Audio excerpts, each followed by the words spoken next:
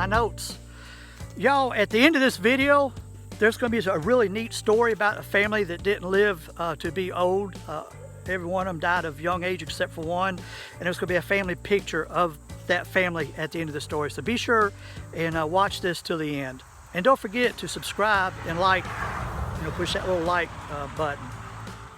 Barely a shoulder to park on. I don't know if you can see this or not, but I barely have room to park my motorcycle here.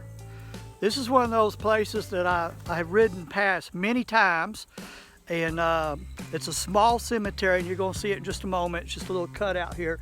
It used to be a church cemetery. There's no church here now, and the church has been long gone, I would assume.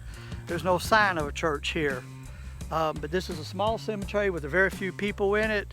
But you know what gets me? Most of them are younger. There are very few actual old people buried in this cemetery. My name is Fat Puppy, and it's a good day for a ride. So I thought I'd come over here and make this little video for you. As I stated, this was an old church cemetery. The church is no longer here and probably has been gone for many, many years. The newest stone here is from around 1915, I believe. So it's been a long time since anybody's been buried here. I'm gonna read that sign to you real quick.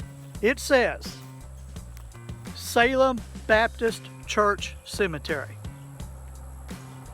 Deeded by William D. Gamble.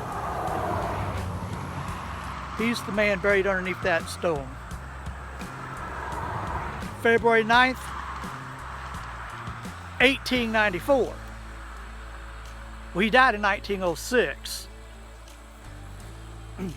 Trustees A.O. Hudson, G.M. Hicks, which I did see a Hicks buried in the back, and W.E. Gibbons. This cemetery is not abandoned, but it is in bad shape. Not as bad as it was before, though. I don't know if you can tell in the video or not. A lot of dead scrub. Someone has come in and made the effort to kind of clear it out and to kill off some of the bushes and plants that were here. And there are places where you can tell there was maybe a tree, maybe a small tree, so there's little holes in the ground. Not graves. You can tell where a grave used to be, but you can tell that this was much more overgrown. This was part of the church cemetery, as I said before. I looked on a tax map just online, and it's an acre, but this is not an acre. This is maybe, I don't know, 40 by 60 feet, estimating. But it's sitting on an acre of ground. I went through and counted, and I believe I counted 15. That sounds right. 15 marked graves. One of them was unmarked, but I could tell there was a grave there because there's a lot of brick there. So I happen to know that it was probably a brick marker of some kind, maybe like a built-up type marker. I think I mentioned earlier that there are no really old people buried here at all. Case in point, this one here, I'm gonna read the stone to you, give you a date on it. Thaddeus Worth Kennedy. Now, on any of these stones, any of these names, I always try to look up information on them. You can get that off of Ancestry.com or mynewspaper.com. It has all kind of clips, so you can find some stuff out. I couldn't find nothing on him. Even though he died in 1915 at the age of 30. 1915, I believe they were doing death certificates in South Carolina then, but I still could not find anything. Even though I have no proof, I believe this to be his dad. The name on this is J.W. Kennedy. This is a Confederate marker. This is the only old person that I have found in a cemetery. When I did my research, I found out that he lived to be in his 70s. I forget when he died. It seems like it was around 1910. But he would be the oldest one. He belonged to Boykins Regiment of the Confederate States of America Army. Here we have little children, 3 of them. They died 1897, the far one, 1901, the one in the middle. And this one was 1903. None of them lived past, I don't think, a year old. Right around, they all died about a year old. The names are Hicks,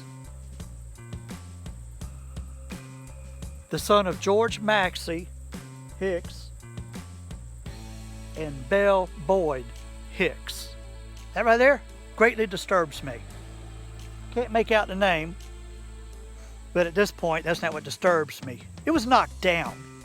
Yes, it's leaning a little bit that way, but someone come and knocked that down. There's destruction to that one over there too that I'm gonna point out to you. That just, it's a scallywag did that. And I have a very low opinion of a person that would do that. The most interesting thing of all of that is family, the Gamble family. And all of them died fairly young. None of them lived to be old age. 3 of them died within 6 weeks of each other. And I'm gonna tell their story. The edge of a ditch right there. There's a ditch. Right here's the stone, so I can't really get my camera in a good position. This is William Gamble. He was born in 1856 and he died in 1906. And I got a little bit of notes here. He was 49 years old when he died. 49 years old when he died. 3 weeks after his 34-year-old wife died, and she's buried down there towards the end. The reason why she's buried down towards the end is because that's his first wife right there, who died in 1896 at the age of 30. His whole family, everybody just died kind of young. But anyway, the newspaper account said, it did not say why she died, but what it did, or his wife down further, but what it did say was that he'd went fishing, he come home, had some friends over, made some fish stew, and then went to, basically had a seizure, convulsions and a seizure, and then he died the next day. Now I don't know if that's tied into the fish, or if that's tied into what may have killed those down there. His daughter, who died 3 weeks after, like I said, they all died in a 6-week period. He died after his 34-year-old wife died. And his 7-year-old daughter's down on the other end, Leela. I think she died about 3 weeks later. You see this? That right there? That's one of them things that upset me. Hold on just a second. This right here belongs on that with something else on top of that. Someone hit that with a bat, knocked it off, or a club of some kind, and just broke it off. That just upsets me. Way to get a better view, I had to move this further back. Remember, there's a ditch right there, and so I'm further kind of to the side. And this is his first wife, and her name, Maggie Hawkins Gamble. And let's see if I have anything on her. Yeah, she died in 1896 and was 30 years old when she died. The newspaper just says she died and she was a pleasant person. Didn't say, did not at all say what she died of, which surprised me because newspapers back then were very descriptive and didn't mind telling a story of how someone died. So I'm not sure why they didn't on that one. Now, that I just showed you was his first wife. This is his second wife, who died 3 weeks before he did. And her name,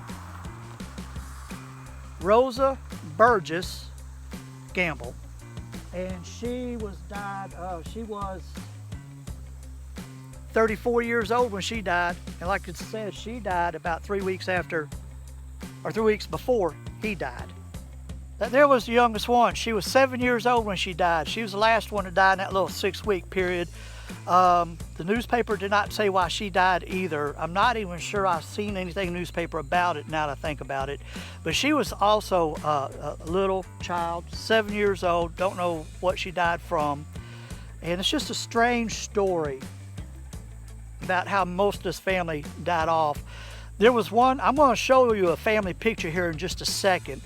There was only one person in that family who survived to old age. And she was actually the youngest one in that picture that you will see. And her name was Martha Jane Gamble Wilson. So that would be Martha Wilson. and she died in Sumter, South Carolina. Maybe someone watching this is related to her. In 1969 is when she passed away. It's clouding up, and it may rain, and it sure is hot and sweaty right now.